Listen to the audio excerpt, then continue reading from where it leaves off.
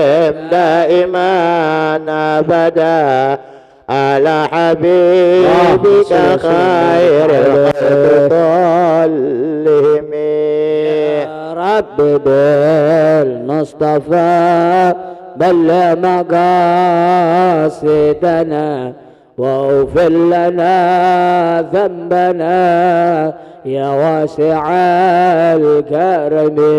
يا رب بالمصطفى بلغ مقاصدنا واغفر لنا ذنبنا يا واسع الكرم. يا رب بالمصطفى بلغ مقاصدنا واغفر لنا ذنبنا يا واسع الكرم. اللهم صل وسلم وبارك عليه. Mari kita awali ta'lim kita dengan membaca talabul niat. Semoga Allah Subhanahu wa taala selalu mendengarkan keluhan kita, selalu mendengarkan permintaan kita, kemudian dikabulkannya, dijaga iman Islam kita, diperkokoh akidah Islamiyah kita, dan kita diwafatkan husnul khatimah, dikumpulkan di dunia, dikumpulkan di barzakh, dikumpulkan di mahsyar, dikumpulkan di dalam surganya Allah Subhanahu wa taala. Bismillahirrahmanirrahim. Bismillahirrahmanirrahim. Nawaitu ta'alluma wat-ta'lima wat-tadhakkura wat-tadhkira wan-naf'a wal-intifa'a wal-ifadata wal-istifadata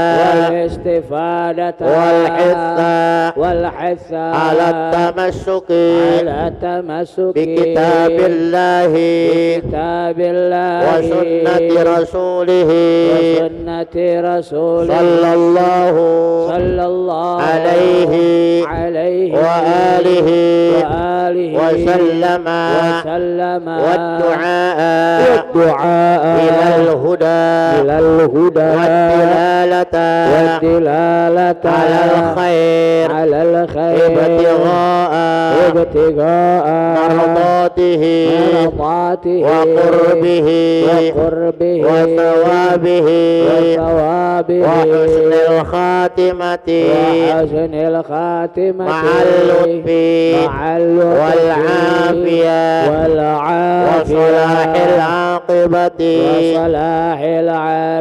في الدين والدنيا والآخرة. الفاتحة.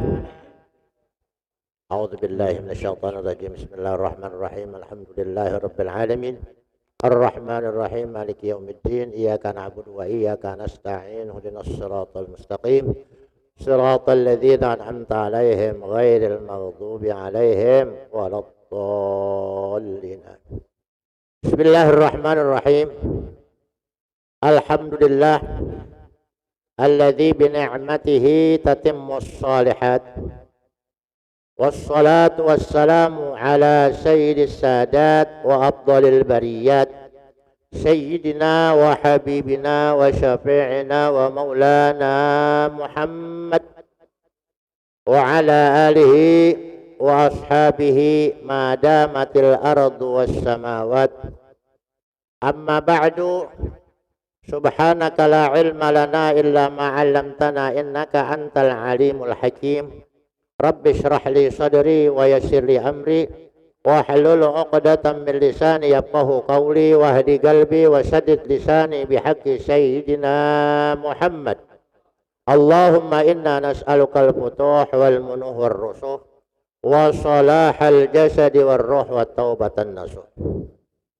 Hadirin hadirat rahimakumullah.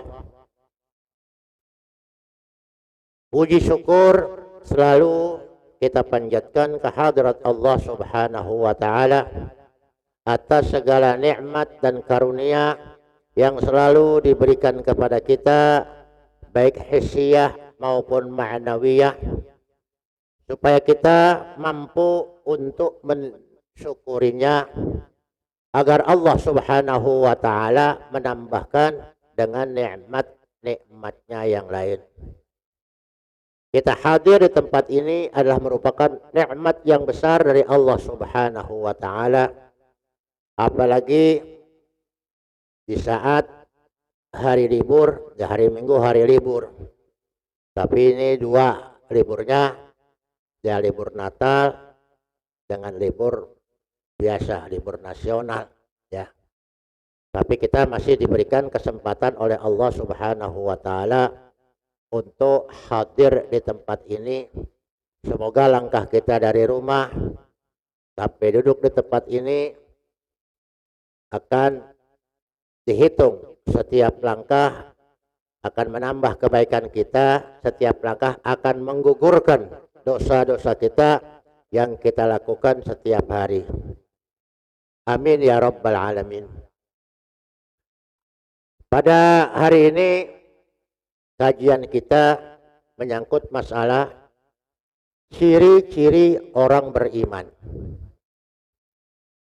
Kita boleh saja mengaku beriman kepada Allah. Dulu orang-orang Badui juga pernah ngaku beriman kepada Allah. Qalatil a'rabu amanna. Berkata orang-orang Arab yang datang dari gunung, ya, Arab gunung, mereka mengatakan ketika menghadap kepada Rasulullah sallallahu alaihi wasallam, mereka mengaku telah beriman. Namun pengakuan mereka dibantah oleh Allah Subhanahu wa ta'ala. Qul, katakan hai Muhammad kepada mereka, qul lam tu'minu, kalian belum beriman. Walakin qulu aslamna, akan tetapi katakan kami telah memeluk agama Islam. Walamma yadkhulul imanu fi qulubikum, karena perasaan iman itu belum masuk ke dalam dada-dada kalian, ke dalam hati-hati kalian. Mungkin kalau wahyu itu masih turun, setiap orang yang mengaku beriman kepada Allah akan dibantah oleh Allah. Sebab mereka belum memahami tentang iman. Kenapa hal ini perlu dibahas? Kita bisa hidup bahagia lahir batin di dunia dan di akhirat bermodalkan iman dan takwa.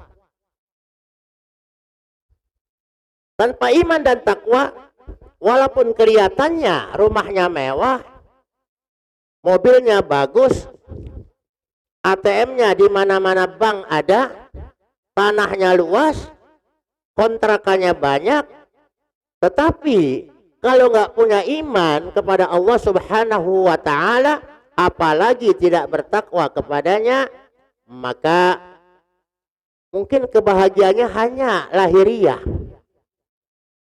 Tidak ada sakinah, tidak ada mutmainnah di dalam dirinya. Kelihatannya memang kaya. Kita mungkin iri ngelihatnya. Rumahnya gede banget. Halamannya luas. Ya. Kebun buah-buahannya juga lebar. Kelihatannya membawa kita iri hati. Tapi ketahuilah bahwa mereka tidak punya sakinah. Kenapa bahagianya baru di dunia dalam pandangan manusia? Bisa aja malamnya nggak bisa tidur. Takut ada BPK, takut ada KPK, takut ada rampok. Ya. Sebab mereka yahsabu anna malahu akhlada. Mereka mengira bahwa hartanya itu bisa mengekalkan kebahagiaan mereka. bisa menambah umur mereka. Dipikir malaikat bisa disogok. Enggak. Malaikat nggak bisa disogok. Justru semakin banyak harta mereka, semakin berat hisabnya di hadapan Allah Subhanahu wa Ta'ala. Sebab masalah harta ditanya dua, min aina tasabah wa fima anfaqah. Dari mana harta itu diperoleh dan untuk apa harta itu diinfakkan. Ya, dua. Kalau yang lain cuma satu. Dari mana dan untuk apa. Kenapa kita bahas masalah ini? Sebab buah daripada kajian tauhid supaya kita bisa menjadi mukmin haqqa. Betul-betul kita bisa beriman kepada Allah Subhanahu wa Ta'ala.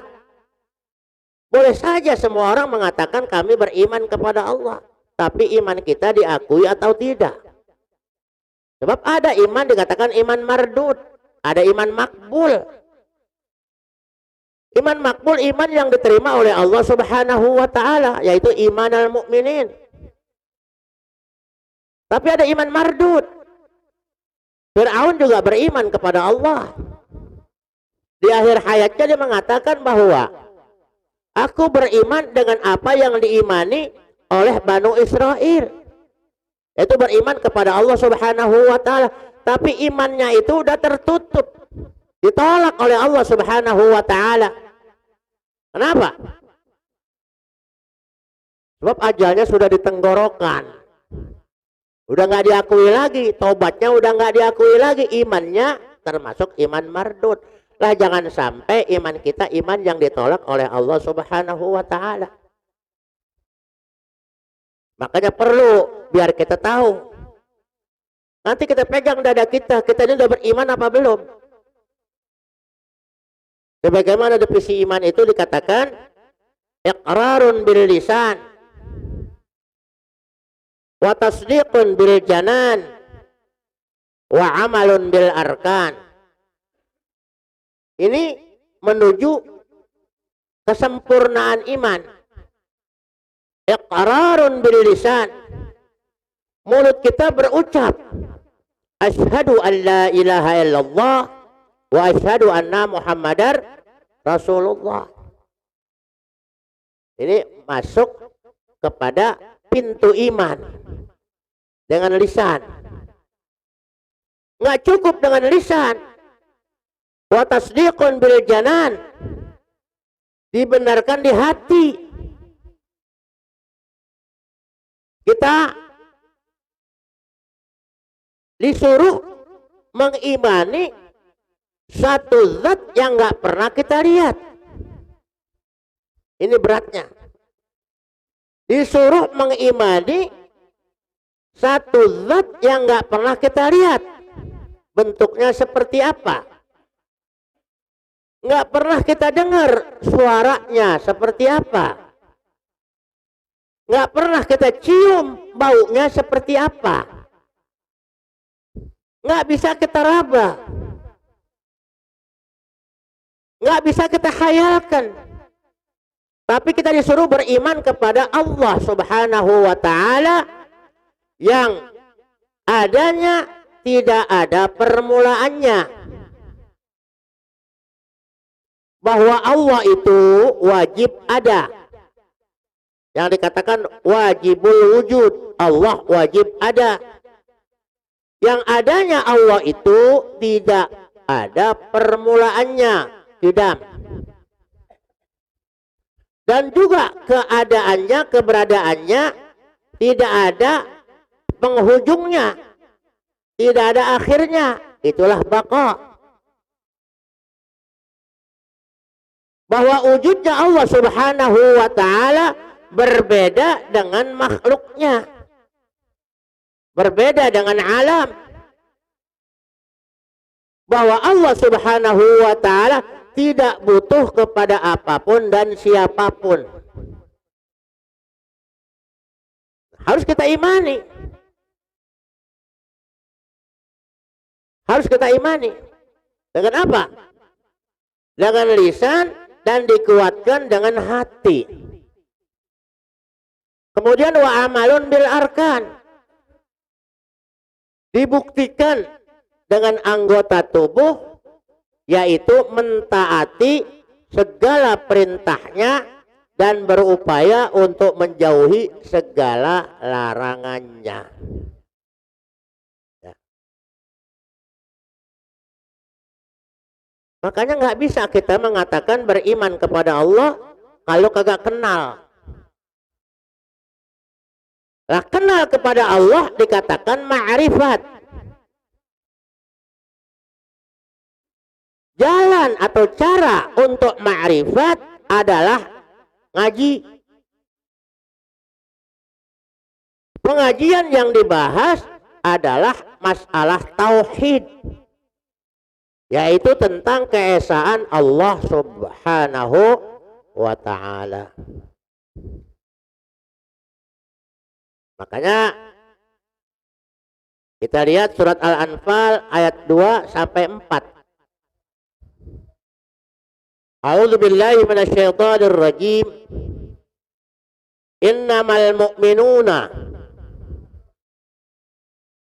Kalau ada ayat inna ditambah ma. Sesungguhnya hanya. Sesungguhnya hanya. Innamal mu'minuna, sesungguhnya orang-orang yang mukmin itu mereka hanya, ya, artinya apa? Memantapkan, tidak ada keraguan. Innamal mu'minuna alladzina idza dzukirallah wajilat qulubuhum. Ini ciri yang pertama. Orang dikatakan beriman, sesungguhnya mereka yang beriman kepada Allah hanyalah mereka yang apabila disebut nama Allah wajilat qulubuhum, hatinya bergetar. Orang kagak mungkin hatinya bisa bergetar kalau tidak ada kontaknya, kalau tidak ada magnetnya. Umpamanya kita lagi berjalan, ada orang lagi rame-rame cerita tentang seseorang. Kebetulan orang itu kita kenal pribadinya dan sangat kita cintai. Pasti kita berhenti dulu. Apa sih yang diomongin? Apa sih yang diobrolin? Apa sih yang dibahas? Kenapa? Sebab nama yang dibicarakan oleh mereka betul-betul kita kenal. Dan kebetulan ada perasaan cinta kita sama dia. Ya. Ada perasaan cinta kita sama dia. Tentunya kita berhenti dulu, kita mau nguping apa sih yang dibahas. Tapi kalau yang diobrolin kita kagak kenal, kita cuek-cuek aja. Nggak ada kita mau berhenti, mau mendengarkan apa sih yang dibahas.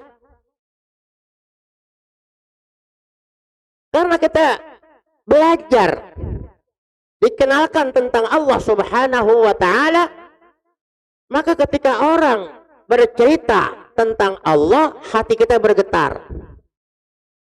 Ya, hati kita bergetar. Nah sekarang kalau orang nyebut nama Allah, hati kita bergetar gak? Udah bergetar belum? Belum. Kita masih cuek-cuek aja.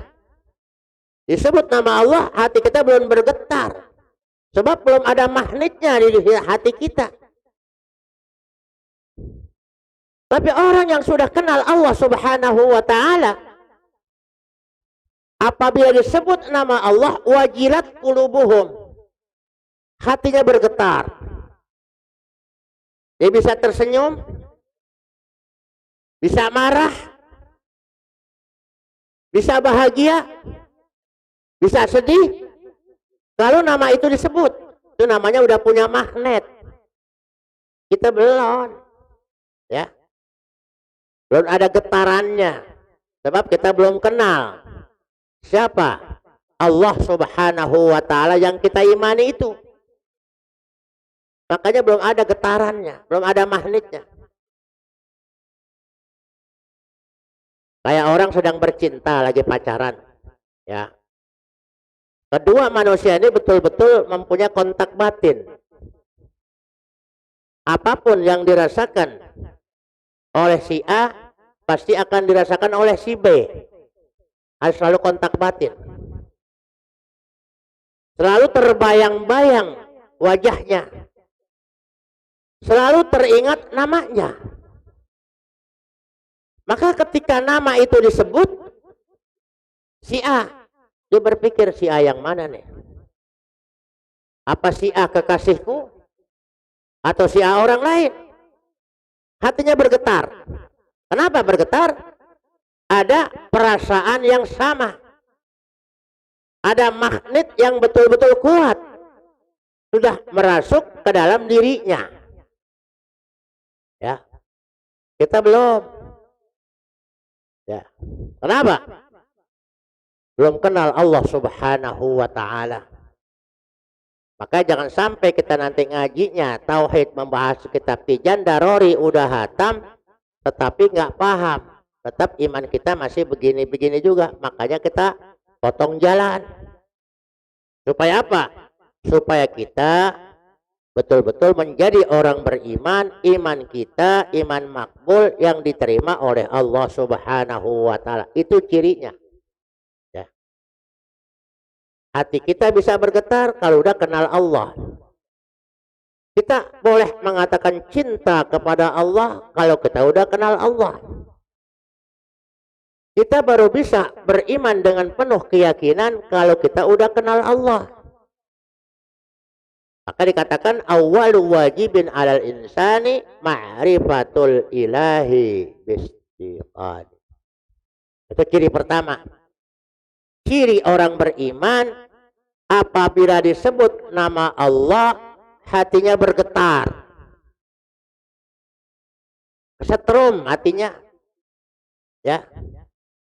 Dia nggak mau ada orang menyela, ya, memotong ketika dia lagi asyik mendengarkan cerita tentang sesuatu yang dikenalnya, sesuatu yang dibutuhkannya.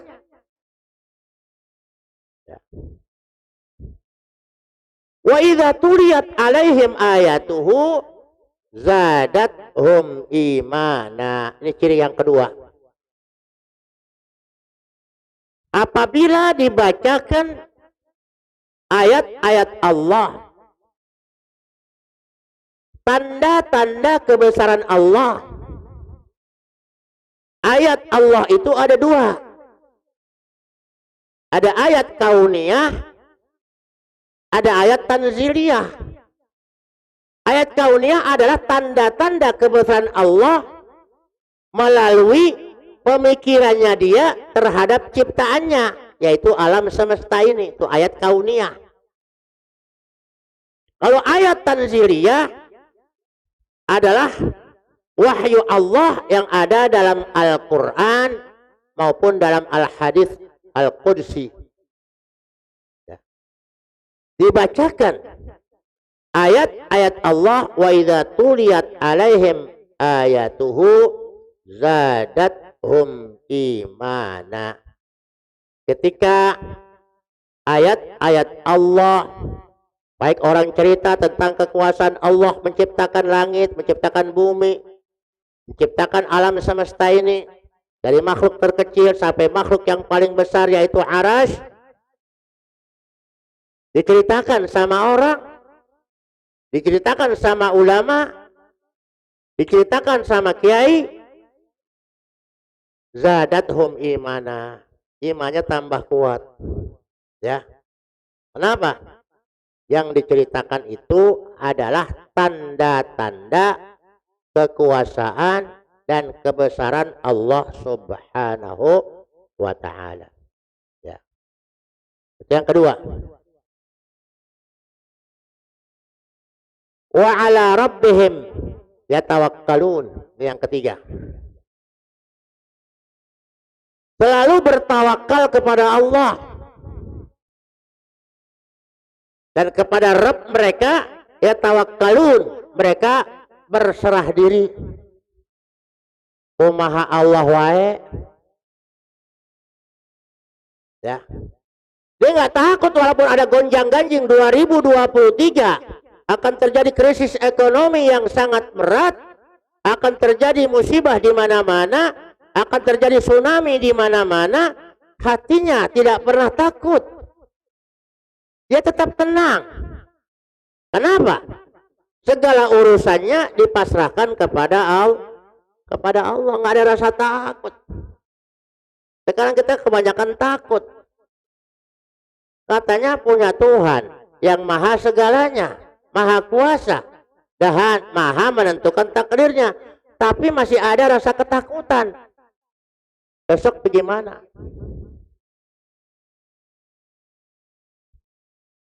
Beda kita dengan Nabi Yakub. Punya anak begitu banyak, ketika dia tua menjelang ajalnya, yang dikhawatirkan apa? Yang dikhawatirkan, mata buduna min ba'di.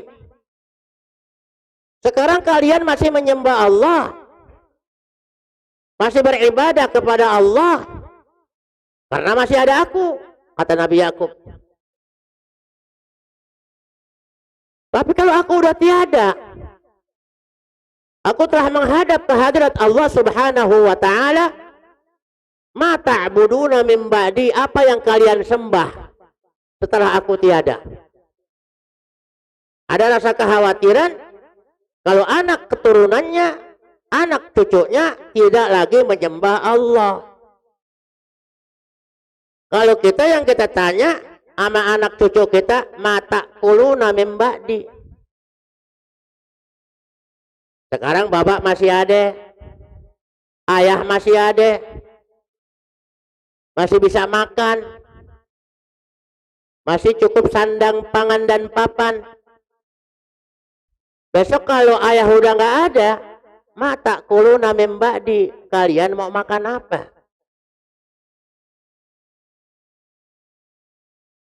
Dilupakan bahwa Allah Subhanahu wa ta'ala yang akan menjamin hidup kita, menjamin hidup keluarga kita, kalau kita mau berpasrah diri kepada Allah.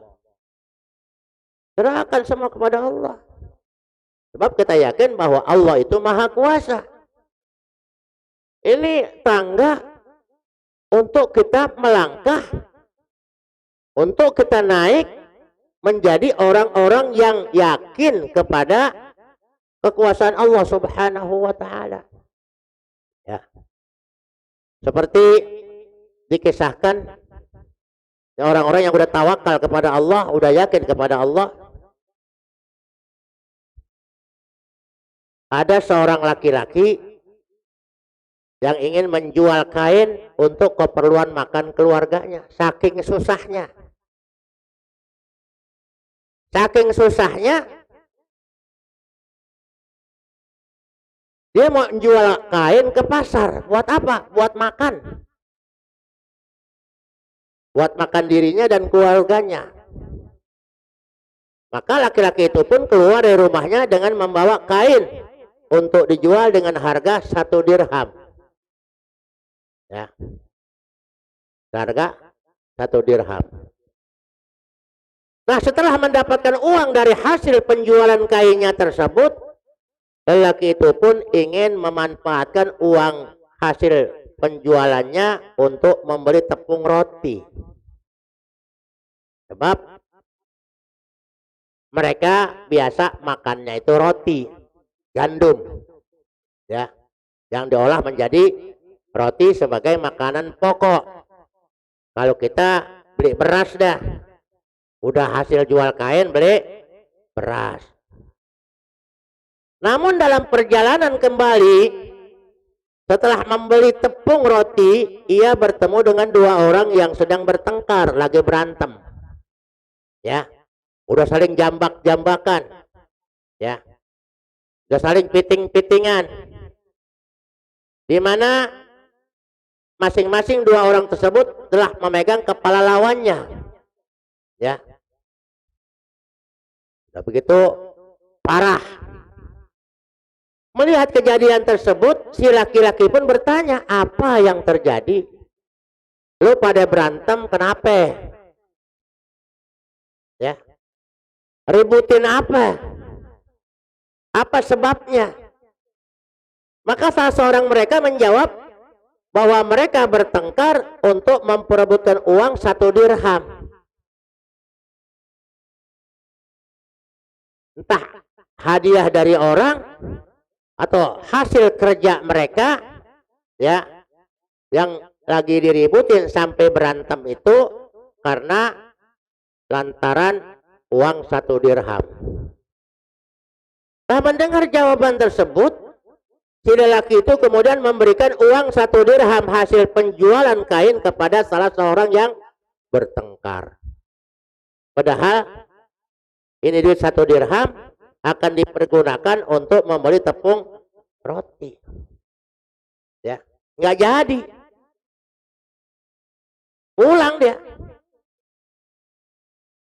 Nah, kedua orang yang lagi bertengkar pun akhirnya tidak jadi melanjutkan pertengkarannya. Saling membunuh karena merebut uang 1 dirham.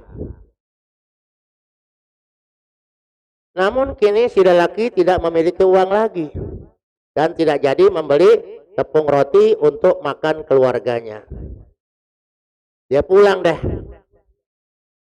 Cerita sama bininya. Kalau kita udah jual kain, dapat duit 1 dirham, duitnya dikasih orang, kira-kira bagaimana tuh, Bu? Itu laki nggak jadi berantem, yang jadi berantem kita. Lantaran apa? Jual kain, udah hasil dijual, dikasih orang. Tapi rupanya Allah Subhanahu wa Ta'ala betul-betul telah memasukkan ke dalam hati sang istri juga orang-orang yang sabar dan tawakal kepada Allah, nggak marah, ya, nggak marah. Makanya istri tersebut kemudian dengan sabar dan ikhlas mengumpulkan lagi barang-barang yang bisa dijual. Tadi ini kain yang paling bagus, ada nggak yang bisa dijual? Dikumpulin lagi pakaiannya. Nggak marah. Udah bang, tenang aja, rezeki nggak kemana. Ya, dua-duanya akhirnya mengumpulkan barang-barang bekas pakaian yang ada di rumahnya. Terkumpul pakaian itu, ternyata pakaian itu udah pada kusam, warnanya udah pada luntur, ya. Bawalah ke pasar, nggak ada yang mau beli, kecuali ada tukang ikan. Kata tukang ikan, sekarang pakaian yang kusam itu bagaimana kalau ditukar dengan ikan, tapi udah sedikit bau busuk, ya, udah sedikit bau busuk. Udahlah, ketimbang pulang kagak bawa apa-apa, pakaian udah kusam kagak laku, akhirnya ditukar itu sama ikan yang udah busuk, bawa pulang dah. Ini lagi-lagi ujian buat sang istri. Kalau bini kita begitu, ikan busuk dibawa pulang, apa yang bisa dimakan, ya. Tapi sang istri begitu sabar. Kata sang suami, udah bersihin aja, buangin tuh kotoran yang ada di perutnya, pingsangnya buangin semua, biar bisa dimakan. Sang istri gak banyak bicara, sabar dan tawakal kepada Allah. Dia yakin kalau rezeki tidak kemana. Rupanya lagi dibersihkan ini kotoran ikan, Dibelek itu. Ini istrinya kaget. Ternyata ada batu permata. Ya, mungkin ada orang buang berlian, ya, dicaplok sama ikan. Kaget. Diteriak-teriak, Bang. Bang. Kenapa sih teriak-teriak? Ini ikan. Ya kenapa ikan? Ada batu permata.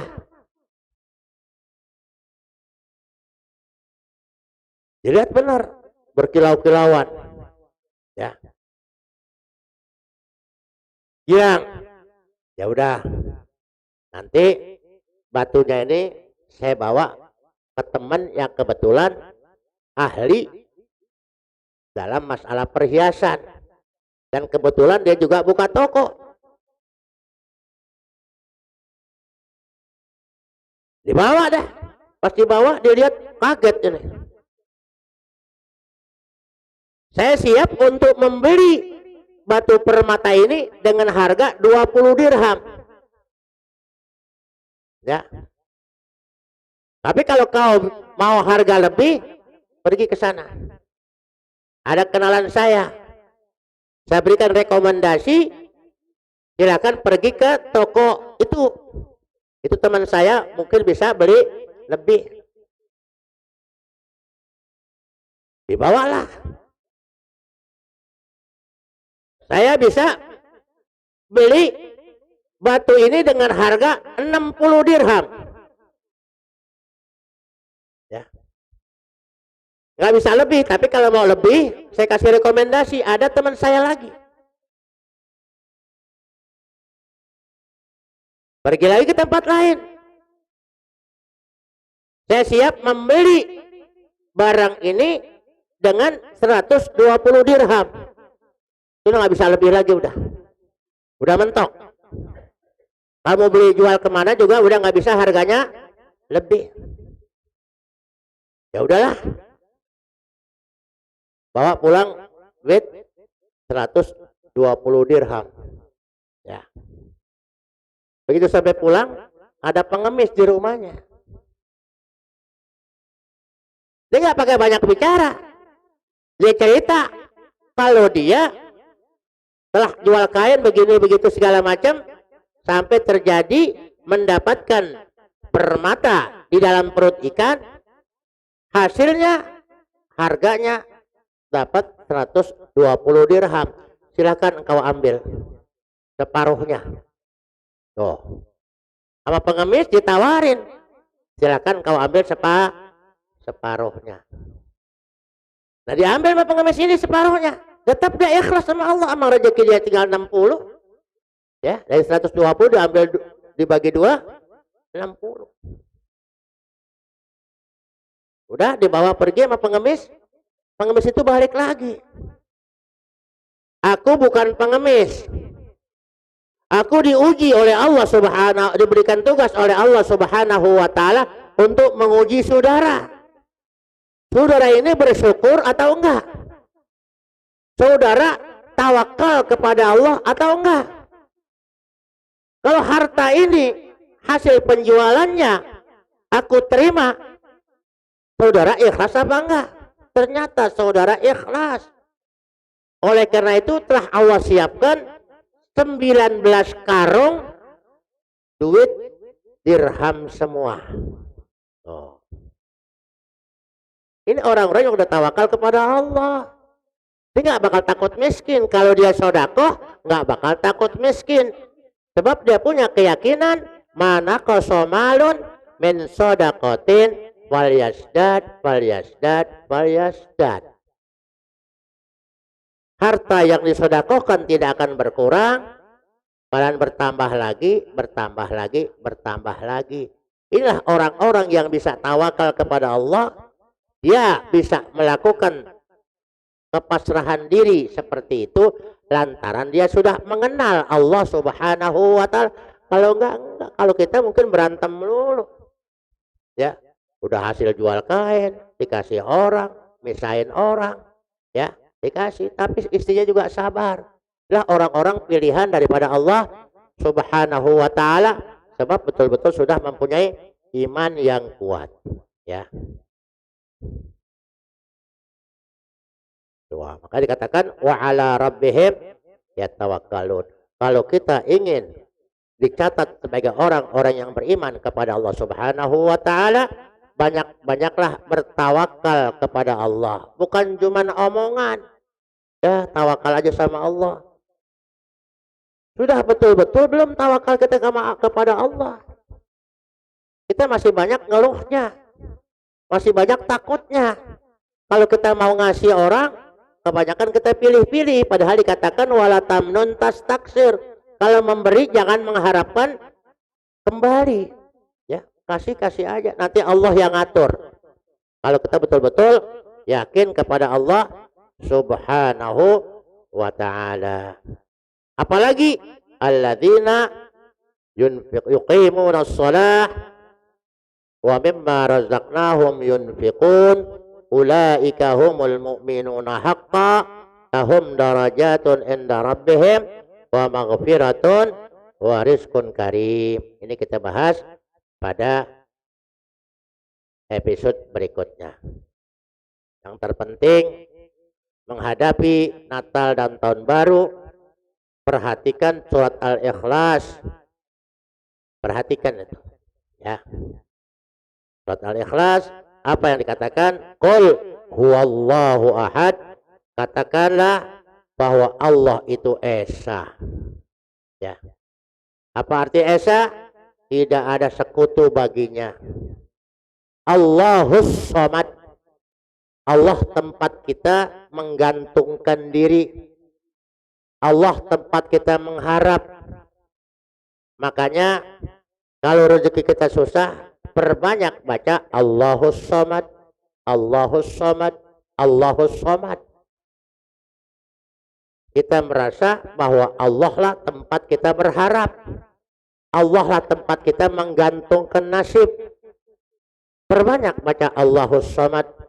Kalau ada ujian, ada cobaan dari pasangan kita, dari tetangga kita, dari keluarga kita, pasrahkan kepada Allah. Banyak membaca Allahus Samad. Allah tempat kita menggantungkan diri, mengajukan permohonan kepada Allah Subhanahu wa taala. Ya. Alladzi lam yalid wa lam yulad. Allah itu tidak beranak dan juga tidak diperanakan. Allah enggak punya bapak, Allah kagak punya anak. Ya. Allah itu Maha Esa. Lam yalid wa lam yulad wa lam yakul lahu kufuwan ahad. Allah tidak ada persamaannya. Allah tidak ada yang bisa menyainginya. Allah tidak ada sekutunya. Itu yakini. Ya. Jadi kalau orang-orang yang punya keyakinan Allah punya anak, kita jangan ikut-ikutan. Ya.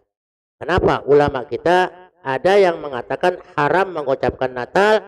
Sebab apa? Sebab ucapan Natal itu berarti mengakui lahirnya seorang Tuhan. Ya. Karena kita tidak bertuhankan kepada siapapun kecuali kepada Allah, maka ada yang mengharamkan. Tapi ada orang mengatakan karena apa? Ya kelahiran Nabi Isa. Ada yang membolehkan, silakan aja. Kalau kita ragu-ragu, lebih baik nanti ketika tahun baru kita mengatakan selamat tahun baru. Ya. Jadi jangan sampai iman kita lolos lantaran satu ucapan yang kita anggap remeh, tetapi itu merupakan resiko yang sangat besar. Ya, ini masih panjang cerita masalah ciri-ciri orang bertakwa kepada Allah Subhanahu wa taala agar kita bisa merasa apakah kita sudah pantas dikatakan orang beriman ataukah kita masih mencari-cari untuk menjadi orang yang beriman kepada Allah Subhanahu wa ta'ala. Mungkin ada yang mau ditanyakan, silakan ditanya.